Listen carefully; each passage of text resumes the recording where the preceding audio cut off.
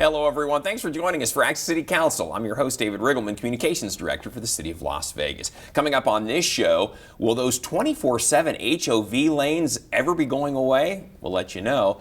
And a big push is underway to ensure every home in Sun City has new smoke detectors. Here to talk about these stories and much more is the councilman who represents Ward 4. You know who it is. It's Mr. Stavros Anthony. Welcome back to the show. Good to be here. How are you? It's nice and cool in here, and we're fighting the 110-degree weather and the grasshoppers. Good day to be inside. That's right. Between the heat and the grasshoppers, got a little everything going on these days. Yeah. But Ward 4's doing fine. Everything's good out in Ward 4. It's a great place to live, and I talk to the residents all the time, and they love their neighborhood and their parks, and they're very proud of the city of Las Vegas and everything that they do for them. So it's a good place to represent. Well, if you're not exactly sure where Ward 4 is located, don't worry, we're going to show you. It's right out in the great northwest area of the city of Las Vegas. If you live in that green area right there, it's basically west of US 95, north of Summerlin Parkway. But if you live in that area, work in that area, then you are in the city limits of the city of Las Vegas, and you're represented by Councilman Stavros Anthony. You've been in the job about 10 years now, right? Yeah, 10 years on the middle of my third term, and it's been a great run, and we had the downturn in 2009, and we've been clawing our way back, and things are looking positive. I mean, people are working, and they're buying homes, and they're raising a family, and our budget's increasing so we can provide the right services for residents. So it's from the lows to the highs, and I like to stay in the highs for a while. I agree. I'm right there with you. I completely agree all the way around. Councilman, I think it's fair to say that you're not a big fan of HOV lanes, high occupancy vehicle, if you're not familiar with the term. This is something you've been outspoken about. In fact, you tweeted this. You said, "I want to thank the Las Vegas City Council for unanimously passing my resolution asking the Nevada Transportation Board to eliminate the 24/7 restriction on HOV lanes." Now, I know you're not a fan of the lanes, period, but what you were asking the council to do is just help send the word to Carson City that, hey, at least don't enforce them 24/7, right? Yeah, I tell you, David, there is so much public opposition to these HOV lanes. I've never seen anything like this in my 10 years on the city council. People just want to drive all the lanes that are available to them, and they want to drive the HOV lane. And I think the tipping point for the public was when the Department of Transportation went to 24/7. So prior to that, they were restricted in the morning and restricted in the afternoon. During rush hour. Yeah, but during the middle of the day, in the middle of the night, the rest of the time people could use them, and that seemed to be working out okay. But when they went to 24/7, people got very upset. So I decided to bring a resolution to the Las Vegas City Council asking the City Council to join me in asking the Department of Transportation to go back to the morning and afternoon restrictions and doing away with the 24/7. And first of all, I think the public was very happy that somebody could carry the torch for them and bring this to the Department of Transportation. And I'm very thankful that the City Council passed the resolution unanimously.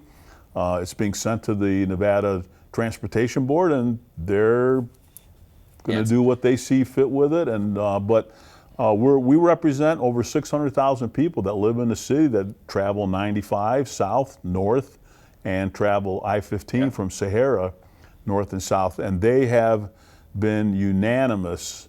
90% want those HOV lane restrictions put back in place for the morning and the afternoon. And I'm just very thankful that the city went along with the resolution, because I think it was the right thing to do, and we'll see what the Department of Transportation does with it. Yeah.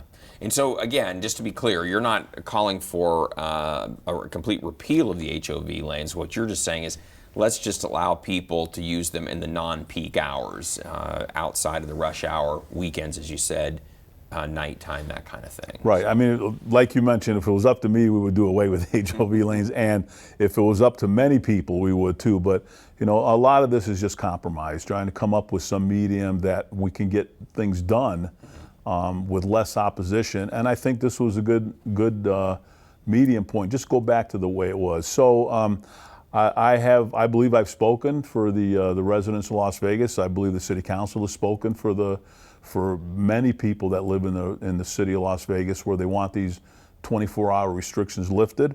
And we voice our concern, and it'll be up to the Nevada Transportation Board to decide how they want to handle this. It's in their court at this point. Exactly. But I think this is what elected officials should do. They should represent the public, and this wasn't even close. This was overwhelming, overwhelming opposition. I mean, it was the feedback I got on Twitter and Facebook and emails and phone calls. You felt like you were on firm ground with I this was one, on firm ground, and the city council's on firm ground. So we'll see what happens. All right. We'll keep you posted on this show. I'm sure everyone else will as well. Councilman, this is a great segue. Really, as an elected official, city councilman, you wear many hats. People may not realize this, but in addition to being on the city council, as part of that role, we have council members that serve on our regional boards, et cetera. And you've just been appointed by the mayor to a couple new ones. You've always been on the Metro Fiscal Affairs Committee. A lot of people may not know that Metro, while it's a separate police agency, it's funded by the city and the county. And so the county and the city help oversee their budget. You've served on that board. But now you're also on the Regional Transportation Commission and on the Regional Flood District as well, right? Yeah, and again, I want to thank Mayor Goodman for appointing me to these positions. I've been on fiscal affairs for a while. I appreciate her reappointing me because that's my background as former police officer, law enforcement, and she appointed me to the Regional Transportation Commission, and that's my background too. I was a captain for the Transportation Bureau for many years at Metro, so I have a lot of background in transportation issues. So I'm looking forward to serving on that commission, on the flood control board, and these will be two new boards for me. But I have meetings with both those entities to get up to speed, and I will represent the city of Las Vegas on those boards, and thank the mayor for putting her trust in me, and I'll look forward to serving with other members of the city council. There's county commissioners, city council people from Mesquite, North Las Vegas, Henderson. Right. So it's a regional commission, just like it says. So we're going to deal with transportation issues. So if anybody has any comments or feedback about transportation, I'd be glad to hear from them so I can bring that information to the board. Transportation really important, especially as more and more people move to the valley. We were just talking about that already. The other thing too is regional flood, the Clark County Regional Flood Control District. An important board. I can remember when I first moved to town, I'm sure it was the same for you, when we would have flash flooding here about this time of year, invariably we'd have a loss of life. Someone would die in the flash flooding, and that has really been curtailed over the years, mainly through the work of the flood district. Well, one of the famous pictures is seeing the cars that are washed during a flood end up at the bottom of the Imperial Palace. Yeah, I remember that. It's not around anymore. Wash, right? Yeah, and since then we've spent over $1 billion on our flood control, and we're very thankful that we've done that, because now we can control our massive rainfall that happens within 15 minutes and causes this flooding. So hats off to the Flood Control Board for staying on top of this, and I'm looking forward to working with them to make sure that we keep our community safe. Exactly. Well, good. Well, good luck with those new assignments. Thank you. I'm sure you're going to do well, like you do with everything else. Councilman, exciting times for the city of Las Vegas and for downtown. And we're going to have a new municipal court building down here. Back on June 25th, we broke ground. All the members of the city council came out that day. It's going to be catty-corner from the current City Hall building. There's City Hall there to the left, and that brown dirt right there is where the municipal court's going to go. Yeah, groundbreakings are always fun because we get to build these new buildings, and this one's been a long time coming to move our municipal court out of the Regional Justice Center, where they need some room, into this beautiful building that has been, the architecture on this building is absolutely wonderful, and the Mulaska Group is the project coordinator, and Martin Harris Construction will be building the building, and right across the street from City Hall, it matches us perfectly. We had some great speakers that morning for the groundbreaking. Richard Worthington from the Mulaska Group had a great turnout.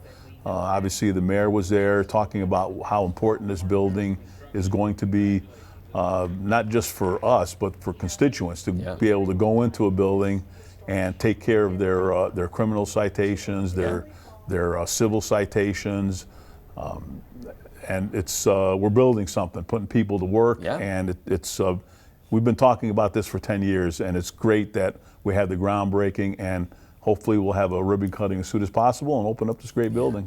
You know, I think it's important to note, people were wondering, well, why are you building this? Well, part of the thing is the county, Clark County administers the Regional Justice Center, and they were just running out of space over there. Right. So they were very happy to maybe work out a deal with the city to where we would move off to our own municipal court, which is going to be within a block of the Regional Justice Center, but still give them some more room in the tower there. Yeah, and that's why it took a few years to do this, because there were contracts involved and funding sources, Right. and we had to work all of that out. And we did with the county, and this is going to be a great thing, because we're building this city government complex around here. We have some other exciting news that hopefully is going to be coming out soon about more property and building across the street. So it's a great thing. Yeah, keep our fingers crossed. It's going to be good. So new municipal court building will be coming, I think, or 2021, beginning of 2021. That sounds about right. Yeah. Councilman, we've been working hard on the master plan. We've had a bunch of open houses around the community to get people's feedback. The master plan is really kind of what we hope the city and collectively we, not just what the city would like to see, but what the community is telling us, what we'd like to see us look like in the year 2050, 2060, and so on. What's some of the feedback that you've heard from your constituents on this? Well, first of all, I just think this is one of the great things that we do here at the City of Las Vegas. We don't just plan for today, we plan for 20, 30 years from now, between our mayor and the city council and the city manager, all our employees getting together to, first of all, go out into the public and have these town hall meetings to find out from them where they see the city going. Right. And the top things that come up are public safety, protecting their neighborhoods, parks, economic development, downtown revitalization, transportation. Yeah, always high on the those list, things come up. So this is really the first phase, is to go out and have these town hall meetings, and people can come out and we can ask them questions and get their feedback, because that's what we're here to do, is serve them. But we take this information and we just don't put it on a shelf. We actually come up with a master plan that everybody gets a copy of, and these are how great cities are built, and that's how the city of Las Vegas is going to be built. So I want to thank the public for getting involved in our city. Every single employee who really is vested in making sure this plan builds the city for the future. Yeah, that's really key. Oftentimes, it's human nature. You worry about kind of the fires you have to put out today, and you Right. worry about the here and the now. The idea here is, as you said, is to really take a long range look at where do we want the city, what do we want our city to look like for our children, for our grandchildren in the years ahead, 20, 30, 40 years from now. Right. So. And it helps everybody, because this is the roadmap. This is what everybody's going to be looking at, saying, okay, when it comes to transportation, this is the road that we need to follow, Right. because this is the master plan that we put together. So hats off to the city for putting this, and look forward to getting it out there and letting people study it. Yeah, exactly. We're putting the final touches on it, so it'll be out for everyone to see. We'll talk about that more on this program and others as well. Love this. We have an annual tradition down at City Hall in July every year. We have our car collector car show. I love this because you're going to see some classic rods. If you're a motorhead at all, this is like your day. And we did this before our city council meeting on July 17th. Pretty cool. I mean, just great vehicles, souped up, historic. It's just good. It's great stuff. Great to see. I don't think people understand what big business and so much enthusiasm is in this country for these old cars and making sure that we keep our history. This is a multi-billion-dollar industry, and people are just really excited about taking cars and keeping them in shape, and for us to look at and study and remember. And somebody probably drove a car like that 40 years ago, and they get to see it all souped up and looking awesome. And it's great to have them come down to City Hall, and they love showing off their cars. I get to give them a proclamation. This is Skeeter, who's the head of the organization, who comes down and accepts the proclamation and introduces all the folks that are involved in it. They're very excited to come down and show off their work. These are works of art to these folks, and they should be, because they're just absolutely spectacular cars. And there was probably 20 of them that were there. Yep. Can't go over all of them, but plan on coming out next year and taking a look at some of these Yeah, cars. it's good stuff. Yeah. It's like you said, Councilman, it's like rolling history. Right. These are vehicles. Sometimes the cars you see, It's like, oh, I remember this from my childhood. I remember this car. I remember, and then you see inside. It's like, oh yeah, I remember that this is the radio looked like this, or this is what the inside of the car was like, and it's literally an opportunity to go back in time. So. And the convention for the specialty cars comes up this fall, and it's the second largest convention in Las Vegas. Yeah. Brings in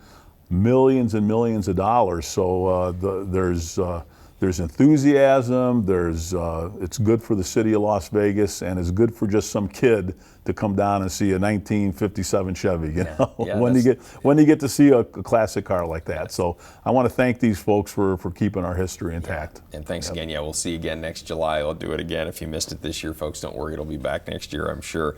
And then another tradition, Nation of Patriots. This is something you've been very involved with. You tweeted this, Councilman. You said, honored to recognize the Las Vegas chapter of the Nation of Patriots who will be part of a national group transporting our flag across the nation to raise funds for wounded military personnel. And again, another wonderful tradition. It's our fire department. We always put up our own big flag and have the motorcyclists pull in under right in front of City Hall each year. Yeah, this is such a big deal every year. This flag gets transported all over the country, comes into Las Vegas, and we have a big deal at City Hall where the motorcade, here they come, they have the flag with them. Thank you to the Las Vegas Fire and Rescue for giving them a great entrance to City Hall. They come out, they come to City Hall. We talk about what they're doing, which is basically raising money where every single cent goes to somebody out at Nellis Air Force Base or Creech that has been hurt in the line of duty. So we talk about how they can donate. We recognize the people that transport this flag from Arizona to Las Vegas and to California, and it's just a great thing they do. And Las Vegas raises the most money of any community in the country, over $50,000. Really impressive. Yeah. Really impressive. Always, they do it on motorcycles too, Councilman. I guess that goes without saying, but that's part of the deal. Is they're on motorcycles. They ride all 48 states, the lower 48. They do all the lower 48 states. They start in Wisconsin. They travel all over the country, end up back in Wisconsin, showing this flag, recognizing our veterans, raising money. Every cent goes to one of our men and women in the military that have been hurt in the line of duty. So thanks all these folks, Chuck Lennon and his group for doing this every year, and I'm just honored to recognize them and represent them at City Hall. Yeah. Well, perfect segue into the 4th of July. They always come around on the 4th of July. You can't help but feel patriotic. We had a lot of stuff going on 4th of July in Las Vegas, parades and big events, fireworks shows. I love this. You posted this on Facebook. Great day for a 4th of July parade in Summerlin. Happy Independence Day. Your day started off with this. You and some of your colleagues on the council were out in Summerlin for the 25th annual patriotic parade out there, and there you are. A lot of flags there, Councilman. Yep, Mayor Pro Tem Fiore, Councilman Seaman, and I were on Big Red in the morning around 9 o'clock, and then in the afternoon we were up at Coyote Springs, and they have a great fireworks display out there, and thousands of people came out and got to talk to them and see them, and Kent Ahern from Ed Bozart's Chevrolet was out there showing off some Corvettes, some absolutely beautiful Corvettes. But people were just having a great time, waving their flag. They had their blanket, their food, and waiting for the sun to go down, and the fireworks was absolutely spectacular. Better than you're going to see in your neighborhood flying over your house, and probably better for you too. It's safer, and it was all free. The Summerlin Parade was free. The fireworks in the afternoon was sponsored by myself and Mayor Pro Tem Fiore, and it was. You're right. It's a safe way to have a parade, and it's a safe way to have fireworks. Exactly. We don't want anybody getting hurt. You need to have more people. Go to the free fireworks show versus setting it off over your neighbor's house and hitting their pool and everything else. So, Councilman, big important thing. Speaking of fires, Sun City has an initiative going on to get smoke detectors, new smoke detectors in all the houses out there. Tell me about that. Well, it's actually an initiative by Las Vegas Fire and Rescue. I mean, they're the ones who sponsor this. They're the ones who found the grant money, And one of the things they noticed in Sun City, Summerlin, Fire Station 107, is when the smoke alarm starts beeping, a lot of people don't know what to do. So they would call the fire department, and they would come out and tell them they need to change the batteries. So every year you need to change the batteries in your smoke detector. But come to find out, you should completely change out all your smoke detectors every 10 years. Exactly. Sun City, Summerlin's 30 years old, so a lot of your smoke detectors were old, so they just weren't functioning very well, and a lot of people can't afford to change them out. So they found some grant money, and between Las Vegas Fire and Rescue and the association, they were able to sponsor a bunch of smoke detector change-outs in houses in Sun City, Summerlin. So we had an evening where people would come out, line up, get the vouchers, and actually change out the smoke detectors to make it safer. So hats off to Las Vegas Fire and Rescue for starting this, and the Sun City Association for partnering up to get this done. That's great. That's really good. As you said, every 10 years you want to get new smoke detectors in, period. And you know, the newer ones too, Councilman, have batteries that will last the whole time. That's the beauty of it. Right. You don't have to swap them out every year. The older ones, yeah, you do. You have to get in there and change the battery at least once a year. That's a great thing to do. So, and then Councilman, so we got all kinds of professional sports here. You know, we got the Golden Knights, we got the Aces, the WNBA team, we got the Raiders coming, and now we've got professional tennis. You tweeted this out, getting ready to watch professional tennis. Las Vegas Rollers play Springfield with Ryan Wolfington and Tim Blankiron. And of course, this is our new professional tennis team. Yeah, it's amazing. We got a professional tennis team here, and I went to the debut. Ryan Worthington was there, Coach Blankiron was there, and I tell you what, it's a lot of fun. They have men versus men, women versus women, men's doubles versus men doubles, mixed doubles, mixed doubles, and to actually be at a tennis match, a professional tennis match. I don't understand how they serve these balls. I don't understand how they hit them back on a backhand. They are so fast. They are so quick. And their debut, which I was there obviously for Springfield, it came down to the last match, the last volley, to decide who actually won that day. It's exciting. And they've been playing since. And if you haven't been to one, it's at the Orleans. It's a lot of fun. So. Congratulations to the Las Vegas Rollers for debuting, and I think they're going to do great here in Las Vegas. There's a lot of tennis players here in Las Vegas. A lot of aficionados, like pickleball. Pickleball is a big deal, but there's a lot of tennis players, and obviously professional tennis is a big deal all over the world, and it's great to have it here in Las Vegas. Yeah, the Rollers, Las Vegas Rollers. Well, good luck to them, and great. You amass points by the number of matches you win, and then the ones obviously with the most. Yeah, it's interesting watching it, and the tickets aren't that much, so look it up next time. I guarantee you're going to have a lot of fun. They make the music is loud, it's rock and rollish. They have cheerleaders. They had some roller skaters there. It's a big show. You're going to have a great time with your kids. All right. Absolutely. Different from Wimbledon, I guess. Yes. So very good. That was the interesting. Everybody screaming and hollering during the professional. You go to Wimbledon, you're not supposed to say a word. You can't say anything. I know. That's it's got to be point. very quiet. Exactly right. Councilman, you are very good about getting out in the community. You do Coffee with the Councilman, Coffee with the Cop.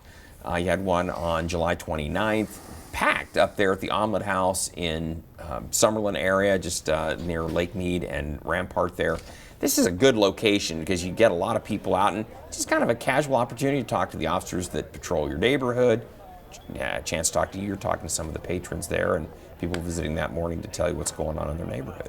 Yeah, I mean, that's the key word. It's casual. You come up there, you have a little breakfast, you talk to me, you get to let me know about what your concerns are. We have Metro officers there. Captain Sasha Larkin was there. We had our deputy city marshal. So everybody just kind of walks around and talks to each other, and not just us, but they talk to their neighbors and get to meet each other. And we have some people that have been that were born here, and then we had people that had just moved here 2 weeks ago. Right. So it was a good collection, and we had a great turnout, and people were really very positive. They just wanted to come out and meet the officer that works their area, the captain, meet their city councilman, their deputy marshal. It was we had a good time. It was a lot of fun. Good.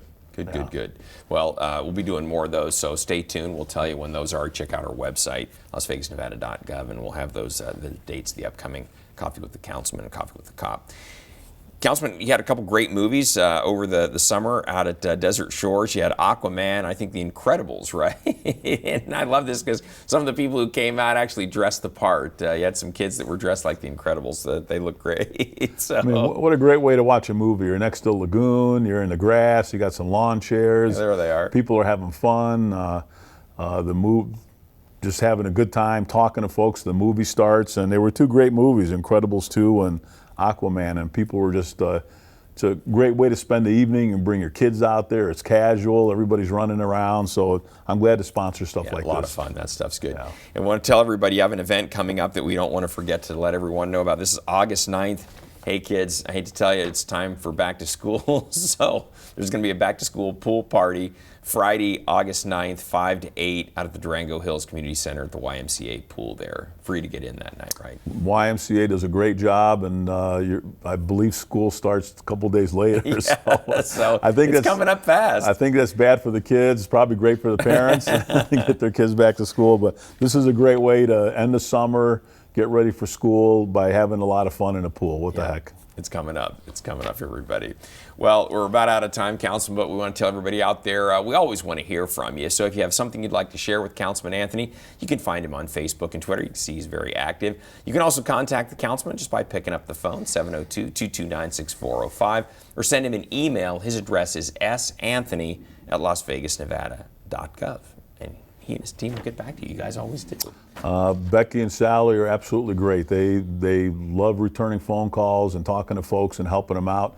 And sometimes I don't even hear about it. They just take care of it, yeah. and let me know maybe later on if they want me to know. So, That's a good deal. Yeah, Sally and Becky, if you call those numbers, they're going to help you out. All right. Well, great job, Councilman. We'll see you back here in 6 weeks with another update from Ward 4. In the meantime, we want to thank you for joining us for this edition of Access City Council. Don't miss our next show beginning on August 8th with newly sworn in Ward 2 City Councilwoman Victoria Seaman. You can catch all of our KCLV shows on Apple TV, Roku, and Amazon Fire. And don't forget, you can watch us live on the internet at kclv.tv. Thanks for watching, everyone. We'll see you next time around.